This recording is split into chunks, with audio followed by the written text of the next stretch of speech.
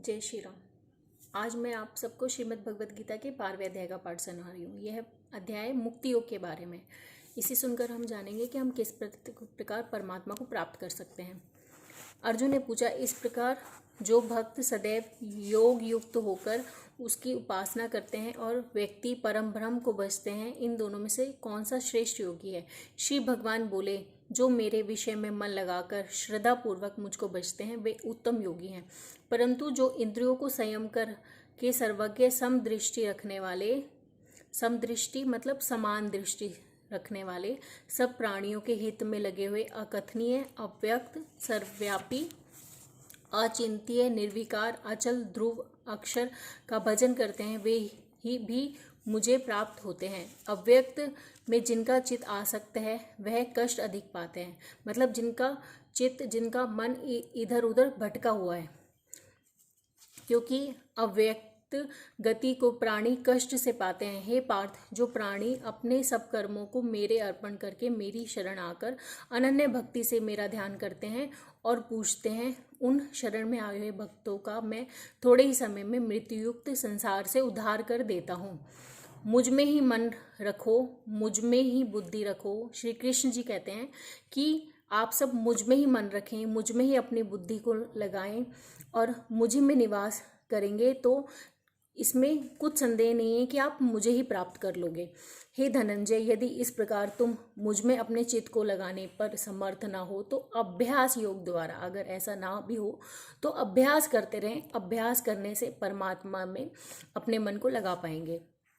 द्वारा हमारे पाने के लिए बारंबार यत्न करें। यदि अभ्यास भी ना हो सके तो मेरे उद्देश्य से, अगर आप अभ्यास भी नहीं कर सकते हैं, आपके पास समय नहीं है, भजन भी नहीं कर सकते, तो व्रत आदि कर्म ही करें मेरे लिए। ये श्री कृष्ण भगवान कह रहे हैं कि कम से कम व्रत तो करें मेरे लिए। यदि मेरे लिए तुम कर्म करोगे, अगर मेरे लिए कर्म करोगे तो तुम्हें मुक्ति प्राप्त होगी। ये श्री कृष्ण भगवान कह रहे हैं खुद स्वयं कि अगर भजन नहीं कर सकते तो व्रत करो, ध्यान नहीं लगा सकते तो व्रत ही कर लो, तो कुछ कर्म तो मेरे लिए करोगे तो अवश्य मुक्ति प्राप्त होगी। यदि ऐसा भी ना कर सको तो मन को रोककर अनन्य भाव से मेरी शरण में आ जाओ और फल की आशा छोड़ दो, और फल की आशा छोड़कर कर्म करो, क्योंकि अभ्यास से ज्ञान उत्तम है और ज्ञान से ध्यान श्रेष्ठ है, और ध्यान से कर्मों के फल को त्यागना श्रेष्ठ होता है। कि हम कर्मों के फल को त्याग दें तो वो सबसे श्रेष्ठ होता है। त्याग से शांति प्राप्त होती है। जब हम अपनी सोच को हम त्यागते हैं तो हमें शांति प्राप्त होती है। जो किसी से द्वेष नहीं करता सबका मित्र है, दयाधारी है, ममता और अहंकार जिसमें नहीं है, सुख दुख को जो समान जानता है, जिसके लिए सुख भी समान है और दुख भी एक समान है, क्षमावान है कि क्षमा कर देते हैं जो सबको, संतोषी है जिनके अंदर संतोष है, स्थिर चित्त है जिसका मन एकाग्र है, चित्त एक जगह स्थिर है, इंद्रियां जिसकी वश में है, दृढ़ निश्चयवान है, मुझ में अपना मन और बुद्धि लगाए हुए हैं, ऐसा मेरा भक्त मुझे बहुत प्रिय है, जिसमें ना लोगों का भय है और ना लोगों से जो डरता है। जो ऐसा हर्ष, ईर्ष्या, दुष्टों से भय और विषाद से रहित है, वह मेरा प्रिय है। जो कुछ मिले उसी में संतुष्ट और पवित्र, पक्ष निष्पाप, दुख रहित, फल की आशा त्याग कर कर्म करने वाला, ऐसा जो मेरा भक्त है वह मुझे अत्यंत प्रिय है।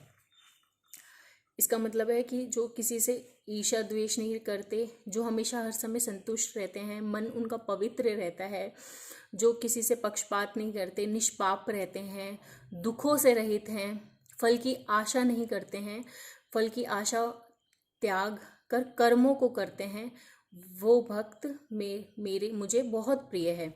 जो लाभ से प्रसन्न हो और किसी से द्वेष ना करे, इष्ट पदार्थ के नष्ट होने से दुखी ना हो और किसी वस्तु की इच्छा ना करे, शुभ और अशुभ दोनों का त्यागी भक्त मेरा परम प्रिय है। जिसको शत्रु और मित्र, मान और अपमान, सर्दी और गर्मी, सुख और दुख समान है जिसके लिए, और जो वासना से रहित है, जो निंदा और स्तुति को समान जानता है और मुझ में मुझे मानकर इस अमृत के सम्मान कल्याणकारक धर्म का आचरण मेरे उपदेशानुसार करते हैं, वे मुझको अत्यंत प्रिय हैं। ये पाठ समाप्त हुआ गीता का 12वां अध्याय। जय श्री राम। आप सब खुश रहें, प्रसन्न रहें। मेरी आपसे बस एक विनती है, एक दरखास्त है। आप सबको मैं एक बात समझाना चाहती हूँ कि जो भी लोग परेशान है कि धर्म की हानि हो रही है, सबसे जो बड़े हैं, जो जिनको चिंता होनी चाहिए, वो परमात्मा है कि वो ही हैं जो रक्षा कर सकते हैं हमारे धर्म की, हमारे संस्कारों की, हमारे धर्म की, हमारी। तो उस पर सबसे पहले पूर्ण विश्वास रखिए, पूर्ण विश्वास करिए। जय श्री राम। खुश रहिए आप सब।